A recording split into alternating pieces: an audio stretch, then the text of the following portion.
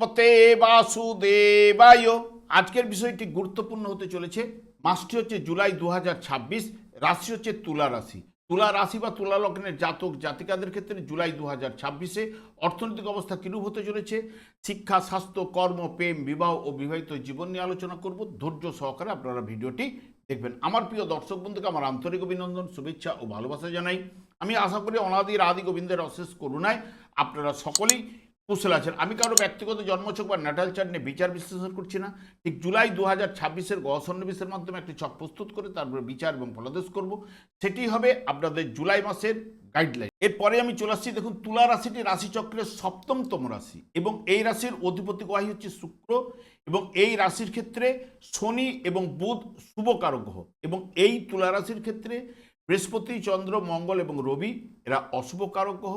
ঠিক তুলা রাশিতেই রবি নিচস্থ হয় এবং শনিদেব এই তুলা রাশিতেই তুঙ্গস্থ হয়। আমি আচার্য কমল শাস্ত্রী প্রত্যেক বুধবার এবং শুক্রবার সন্ধ্যা 8:30 এই ইউটিউব চ্যানেলে লাইভ অনুষ্ঠান করে থাকি।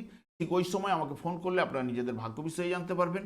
তাছাড়া বিভিন্ন ধরনের ভিডিও আপলোড করে থাকি, সেগুলি পাওয়ার জন্য আমার চ্যানেলকে সাবস্ক্রাইব করে বেল আইকনে ক্লিক করে রাখুন।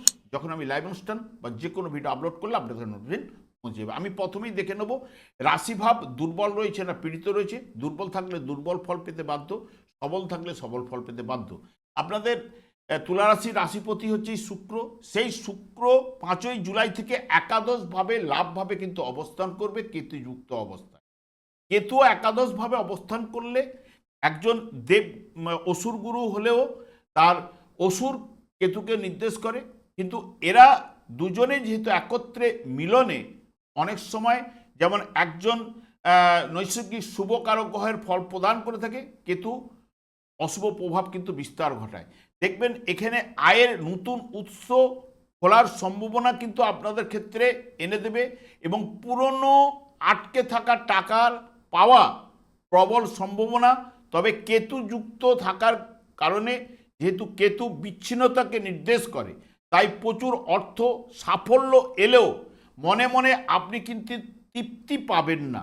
এবং প্রেমের কারক গ্রহ হচ্ছে শুক্র আর কেতু হচ্ছে বিচ্ছেদের কারক গ্রহ। তাই এই দুই গ্রহের মিলনে প্রেমেও কিন্তু ভুল বুঝাবুঝি এবং সন্দেহের সৃষ্টি কিন্তু করতে পারে। এবং যেহেতু একাদশভাবে বৃহস্পতি অবস্থান করছে, আপনাদের ক্ষেত্রে রাশিপতি বা লগ্নপতি মিশ্র প্রভাবের থেকে অতি শুভ প্রভাব কিন্তু বিস্তার ঘটাবেই। এবং এরপরে আমি চলে আসছি অর্থভাগ্য। দেখুন, অর্থভাব আপনাদের হচ্ছে বৃশ্চিক রাশি, যার অধিপতি গ্রহ হচ্ছে মঙ্গল। সেই মঙ্গল অষ্টমভাবে বসে পুরো মাত্রায় অর্থভাবকে কিন্তু দৃষ্টি দিচ্ছে। তৃতীয় ভাব এবং লাভ ভাবের উপরে পূর্ণ দৃষ্টি থাকছে। যে অর্থপতি আপনাদের ক্ষেত্রে এই মাসে হঠাৎ অর্থপ্রাপ্তির যোগ ঘটাতে পারে এবং বড় অঙ্কের আটকে থাকা অর্থ কিন্তু প্রদান করতে পারে।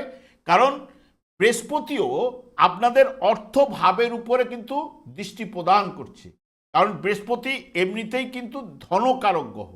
যেহেতু ধনকারক গ্রহের দৃষ্টি এবং বৃহস্পতি যেহেতু নৈসর্গিক শুভকারক গ্রহ, আপনাদের কর্মভাবে অবস্থান করলেও সুখভাব চতুর্থ ভাবের উপর পূর্ণ দৃষ্টি দেবে এবং ষষ্ঠ ভাবের উপরে পূর্ণ দৃষ্টি দেবে, যা কর্মলাভের যোগও বা চাকুরির জায়গাটাও কিন্তু প্রশমিত করবে। কিন্তু বিশেষ করে অর্থ প্রাপ্তি অকস্মাৎভাবে আপনাদের ঘটাতে পারে বা আচমকা আপনাদের মধ্যে অর্থ আসতে পারে। এবং রাশিপতিও যেহেতু শুক্র একাদশভাবে অবস্থান করছে, যা শুক্রের উপরে মঙ্গলের অর্থপতির দৃষ্টি থাকছে, সেই কারণে লটারি বা যারা বিশেষ করে শেয়ার ট্রেডিং করেন তাদের ক্ষেত্রে শুভ প্রভাব কিন্তু বিস্তার ঘটাতে পারে বা পুরনো বিনিয়োগ থেকে হঠাৎ বড় অঙ্কের টাকাও কিন্তু আপনাদের প্রদান করতে পারে বা প্রবল যোগ সৃষ্টি করতে পারে। এবং ব্যবসা বা চাকরি ক্ষেত্রে ভালো লাভবান কিন্তু করাবে, কারণ বৃহস্পতি কর্মভাবে অবস্থান করছে এবং অর্থভাবের উপর পূর্ণ দৃষ্টি দিচ্ছে, যা বৃহস্পতির কৃপায় আপনাদের সাফল্য কিন্তু এই মাসে এনে দেবেই। এবং এই গ্রহগুলি যে যে নক্ষত্রের মাধ্যমে অবস্থান করছে এই মাসে এই ফলগুলি উঠে আসার সম্ভাবনা কিন্তু প্রদান করতে পারে। যেমন জাতকের চরিত্রের মধ্যে ধারণ করা স্থিরতা ভাব আসবে, কঠোর পরিশ্রমের দ্বারা আপনি উন্নতি লাভ সম্ভব আপনার, এবং অন্যকে নিজের দিকে আকর্ষণ করতে পারবেন এবং দার্শনিক মানসিকতা গড়ে উঠবে, দায়িত্ব জ্ঞান সম্পন্ন নিষ্ঠাবান সৎ প্রকৃতির করে তুলবে, ধর্মের প্রতি আপনার অনুরাগ কিন্তু ঘটবে, এক গুয়েমি ভাবটাও কিন্তু বেশি থাকবে যেহেতু মঙ্গল অষ্টমভাবে অবস্থান করছে সেই কারণে। এবং রবি আপনাদের ক্ষেত্রে একাদশ ভাবের অধিপতি গ্রহ ভাগ্যভাবে অবস্থান করলেও কর্মভাবে 15 তারিখের পরে কিন্তু প্রবেশ করবে। রবিও আপনাদের ক্ষেত্রে কিছু না কিছু শুভ প্রভাব কর্মের উপরে, যেহেতু লাভ ভাবের অধিপতি গ্রহ কর্মভাবে বসার জন্য শুভ প্রভাব কিন্তু বিস্তার ঘটাবে। এরপরে চলে আসছি শিক্ষাক্ষেত্র। শিক্ষা প্রাথমিক শিক্ষাটি চতুর্থ ভাব, যা নির্দেশ করছে মকর রাশি, এবং উচ্চশিক্ষা তার উপরের অংশটি পঞ্চম ভাব, এবং আপনাদের ভাগ্য ভাব হচ্ছে যেহেতু বা আপনাদের ক্ষেত্রে মিথুন রাশি, যার অধিপতি গ্রহ বুধ। বক্রতার মাধ্যমে কিন্তু বিদ্যা বুদ্ধির কারক গ্রহ আপনাদের উচ্চশিক্ষার জায়গায় কিন্তু অবস্থান করবে, যা প্রাথমিক বা উচ্চশিক্ষা বা যারা বৃত্তিমূলক শিক্ষা অতি অবশ্যই সাফল্য কিন্তু প্রদান করবে এবং বুদ্ধিমত্তার বিকাশও কিন্তু আপনাদের ঘটাবে। যারা বিশেষ করে আইন নিয়ে পড়াশোনা করছেন, ফাইন্যান্সে যারা নিয়ে পড়াশোনা করছেন, বা সাহিত্য গবেষণা এবং প্রতিযোগিতামূলক পরীক্ষা যদি থেকে থাকে, এখন পরপর আপনাদের সময় কিন্তু প্রতিযোগিতামূলক পরীক্ষার জন্য যারা প্রস্তুতি নিচ্ছেন তাদের ক্ষেত্রে কিন্তু সফলতা উঠে আসার সম্ভাবনা কিন্তু রয়েছে। এবং বুধ এই মাসের ক্ষেত্রে যেহেতু একটু বক্রতার মাধ্যমে রয়েছে, যেহেতু বিদ্যা বুদ্ধির কারক গ্রহ, সেই কারণে যে কোনো বিষয়ে আপনারা পরীক্ষা দিতে গেলে যা কোনো বিষয়ে একটু তাড়াহুড়ো একদমই করবেন না, একটু চিন্তা ভাবনা করে অ্যান্সারগুলো দেওয়ার চেষ্টা করলে অতি অবশ্যই আপনাদের সফলতা উঠে আসবে। কারণ বুধ আপনাদের ক্ষেত্রে শুভকারক গ্রহ, যা নবম ভাবে অবস্থান করছে, উচ্চশিক্ষার গৃহে অবস্থান করছে, নিজের গৃহে বক্রতা থাকলেও রবির সঙ্গে যুক্ত অবস্থায় বুধায়িত্ব যোগ সৃষ্টি করবে।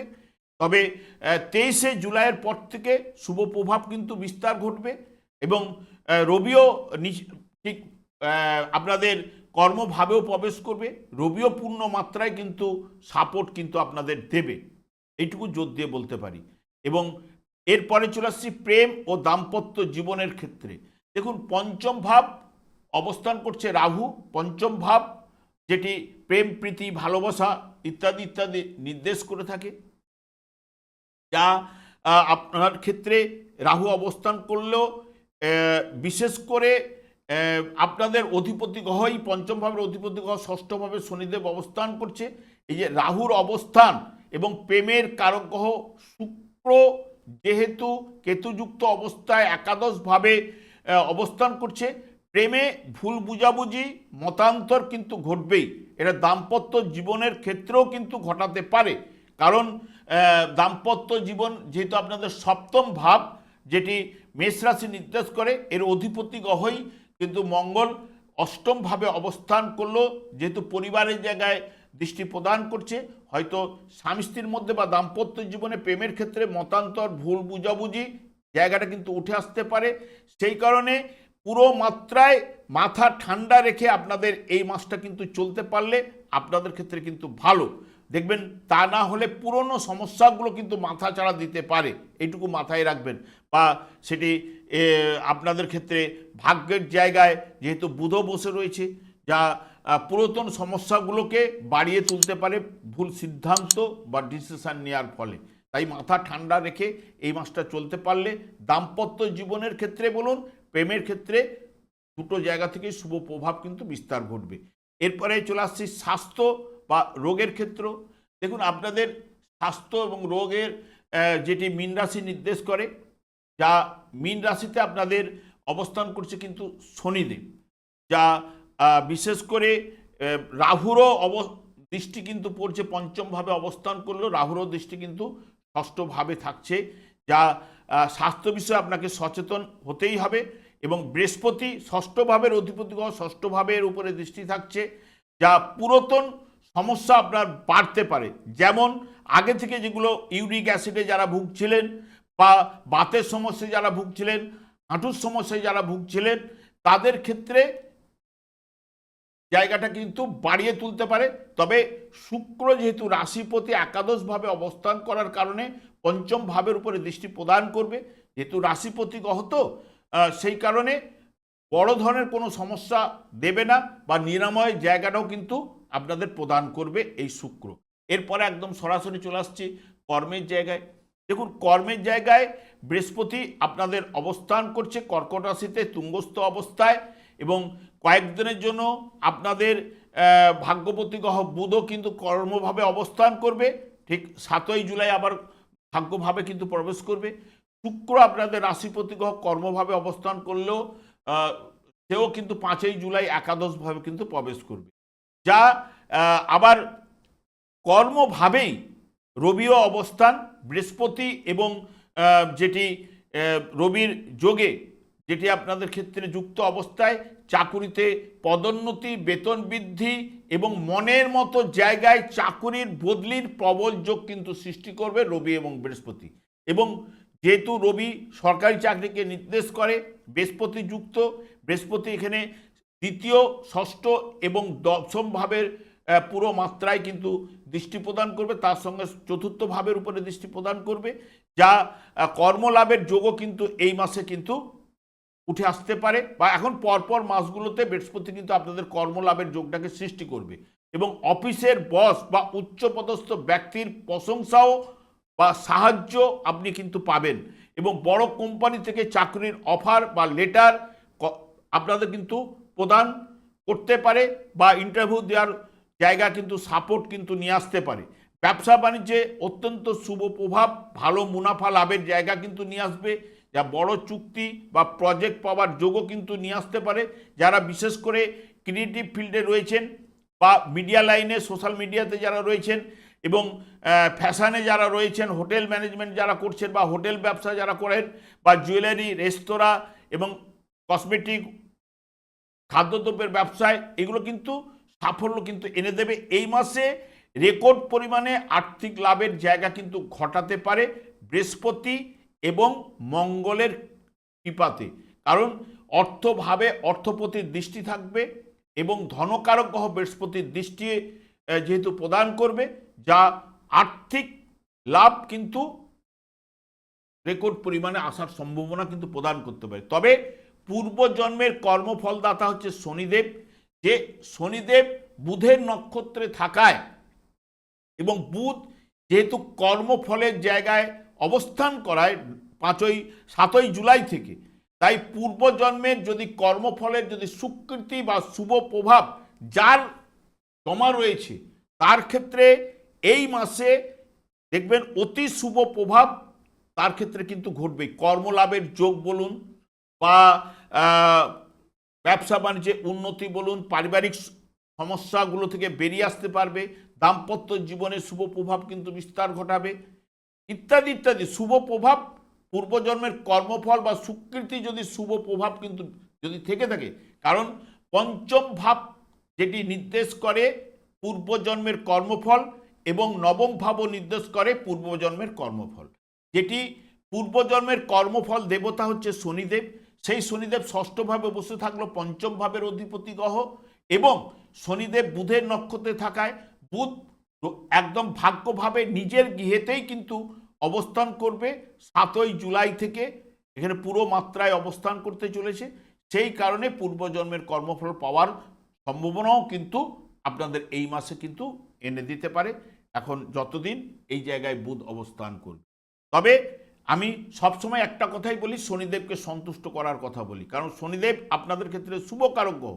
শুভকারক গ্রহ হলেও যেহেতু ভাগ্য বিধাতা কর্মফল প্রদান, দণ্ডদান কিন্তু ন্যস্তভার করে রেখেছে শনিদেবের উপরে, সেই কারণে শনিদেব কিন্তু কাউকে ছেড়ে কথা বলে না।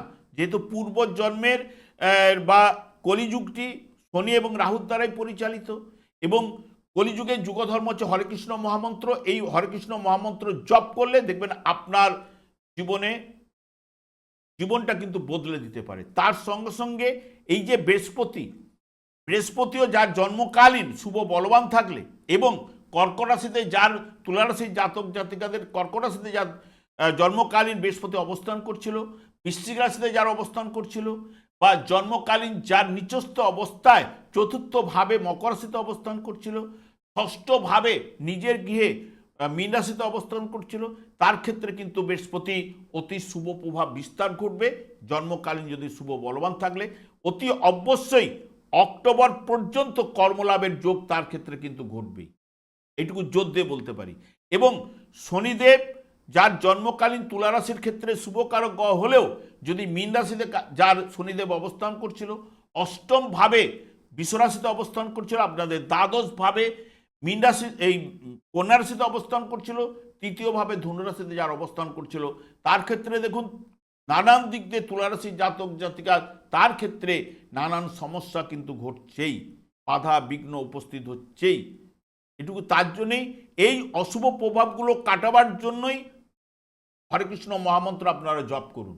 কলিযুগে যুগধর্ম যখনই আপনি পাঠ জপ করবেন, আপনার শুধু শনিদেব একাই নন, অন্যান্য গ্রহগুলো শুভ প্রভাব কিন্তু বিস্তার ঘটাবে। আমি আর দীর্ঘায়িত না করে আমি আচার্য কমল শাস্ত্রী প্রত্যেক বুধবার এবং শুক্রবার সন্ধ্যা 8:30 এই ইউটিউব চ্যানেলে লাইভ অনুষ্ঠান করে থাকি। ওই সময় আমাকে ফোন করলে আপনারা নিজেদের ভাগ্য বিষয়ে জানতে পারবেন। তাছাড়া বিভিন্ন ধরনের ভিডিও আপলোড করে থাকি, সেগুলি পাওয়ার জন্য আমার চ্যানেলকে সাবস্ক্রাইব করে বেল আইকনে ক্লিক করে রাখুন। যখন আমি লাইভ অনুষ্ঠান বা যে কোনো ভিডিও আপলোড করলে আপনাদের নোটিফিকেশন পৌঁছে যাবে। আমি অনাদিরাদি গোবিন্দের কাছে প্রার্থনা করি আপনারা ভালো থাকুন, সুস্থ থাকুন, আনন্দে থাকুন। আজ এই পর্যন্ত, পরে ভিডিও দেখা হচ্ছে। নমস্কার।